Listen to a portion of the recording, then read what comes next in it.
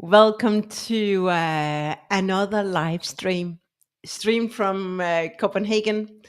And my love and appreciation flows to you. I'm so grateful that you are tuning in. You could be doing something else, cooking dinner, wherever you are in the world, being with your family, reading a book, working, watching the news, whatever you would be doing instead. But thank you so much for showing up.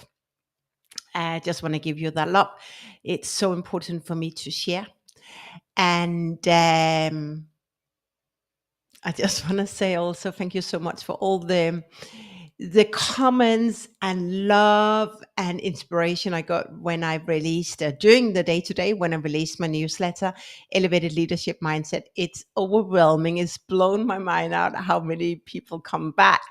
And I'll get back to you, each and every one, with a personal note. But just give me some time because I got quite some few good feedback. So thank you so much. That makes my heart ring and sing. So thank you so much. And I'm glad that I inspire you.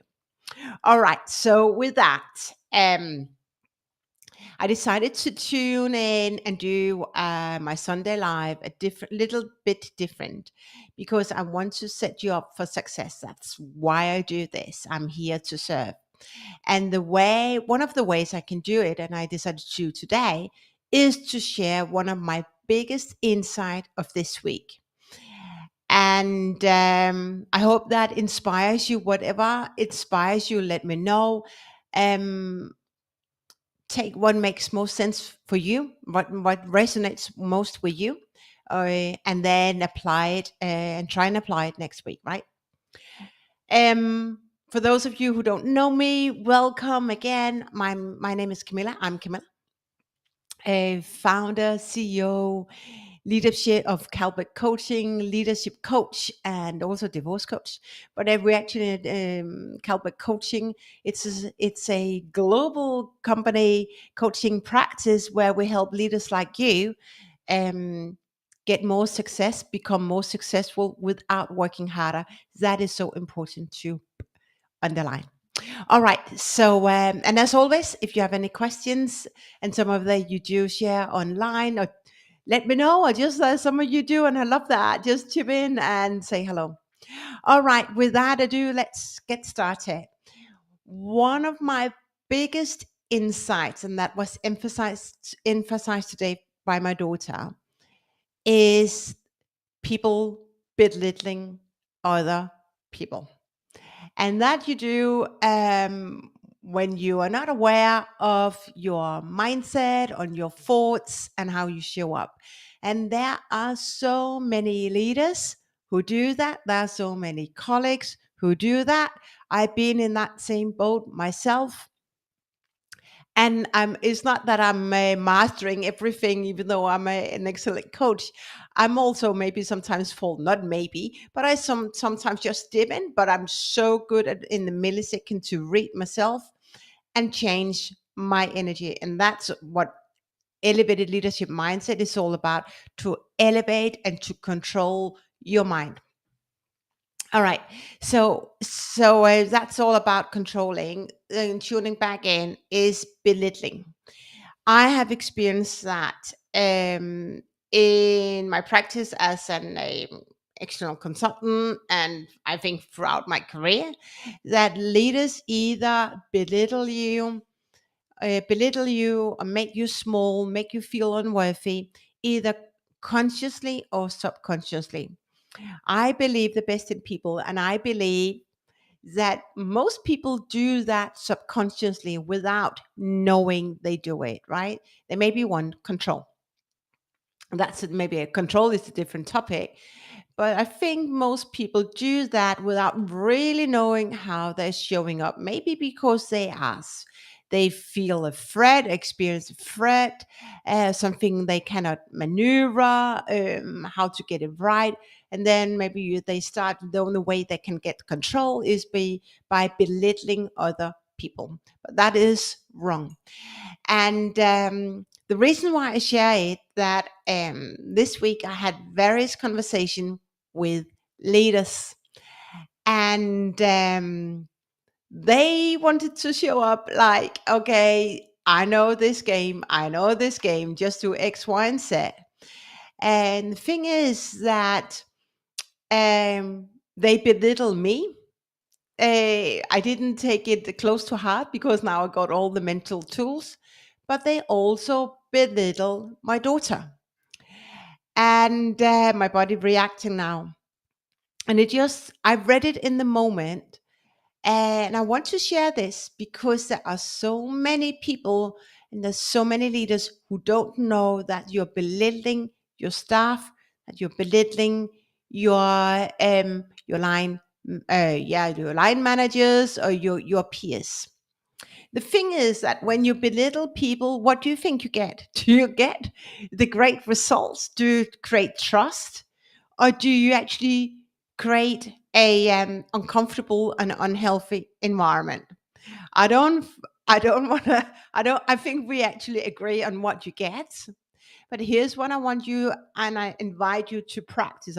Don't want you because I can't force you to it, but you get to practice it if there's something rings a bell and you say, okay, maybe I want to become more conscious of how I'm showing up. Because we do it without knowing until you have controlled how you show up, your thoughts, your feelings, and your actions. It all stems from your thoughts. And I want to home back in on this because my daughter experienced to be made unworthy of success. She was not inspired to do an action she didn't embrace and she was scared of doing. And if you were really good at reading the situation, you could watch in her face the tears in her eyes. My body's reacting now. And many years ago, I was that type of leader myself because I, in the moment, felt unsure. I felt short. I I didn't know how to move forward, so I stepped in a power that didn't serve me. It doesn't serve great leaders to belittle other people. But what happened is that this afternoon, my daughter said, "Mommy, this leader," my body reacting now. This leader, she didn't do it right. She said da da da da da, no da da da. She said X, Y, and Z, and that is not the right way of showing up. She is only 8. She is only 8, and yes, she may have received a bit more coaching than your children. But if children down to the age of 8, my body reacting now, can tell when when adults are not treating other people with respect, then stop it. I just have to say, stop it. And then there's a chat because I'm reacting, my body's reacting now. So just gonna have a pause. Oh, hi, Rita. So great that you're listening in and tuning in. We can have a talk about this also at other point.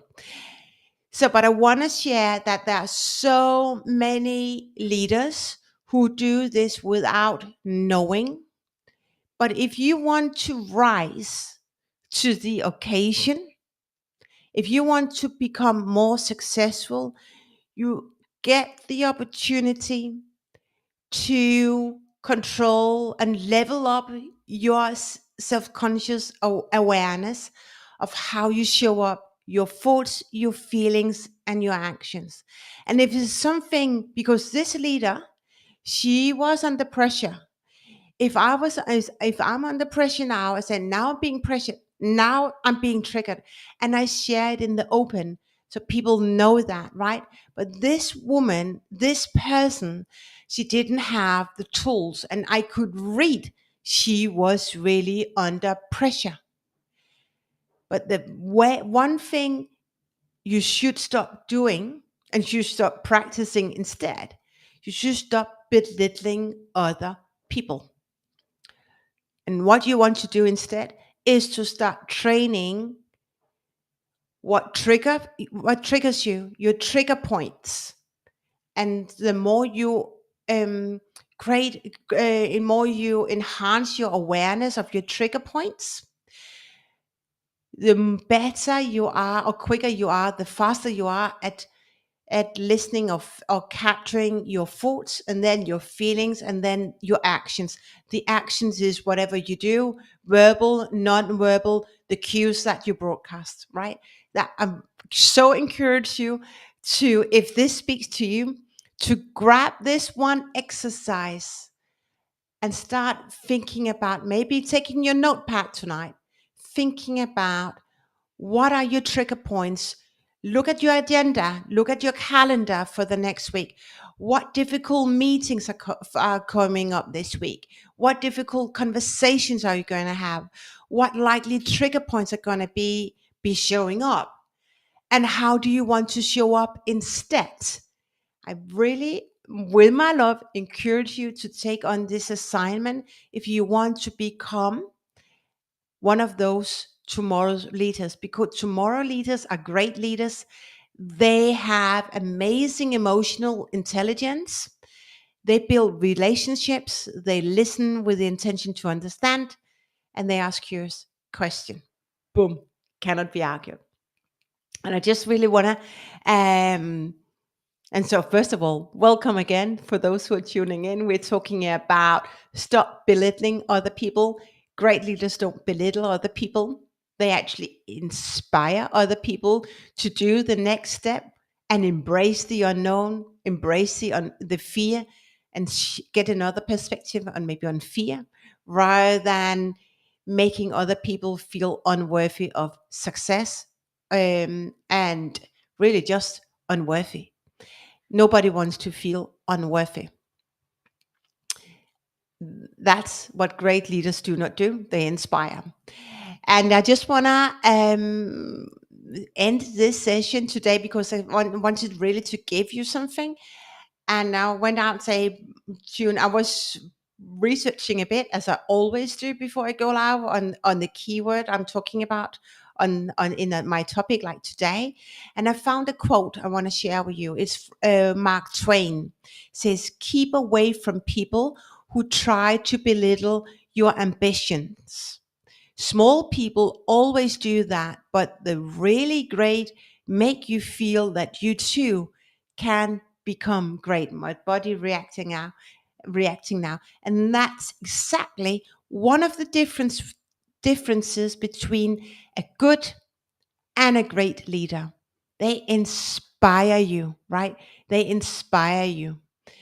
So go ahead, grab this assignment if you feel this is what you want to level up next week and enhance. Read how you show up, capture your trigger points that could show up next week, and find a solution of how to prevent those trigger points to show up. And I'll bet that you get a different result of the conversations, of the emails, whatever meeting you are going to engage in. So good luck with that. And just before I stop this episode tonight, remember that I'm hosting a live talk on Tuesday where I'll talk about my story, my personal story, how I went from an overachiever leader to a high performing leader, now running my own practice. And I will show you a 3-step process. And it's just a linear process. No. That's not how we grow. That's not how we elevate. It's actually a cyclical process. And it works for me, and I still use that, and it works for my clients. And if you want more success without working harder, you want to get that, you want to be inspired of that process as well. So remember to sign up. I'm going to put the link in the note. So with this, thank you so much for tuning in. There's no questions I can see today. Thank you so much. My love and appreciation flows to you as always. Good luck with the assignment. Let me know how it's going. Any questions, I'm here to support you. And I look forward to be connecting with you again soon. Bye for now.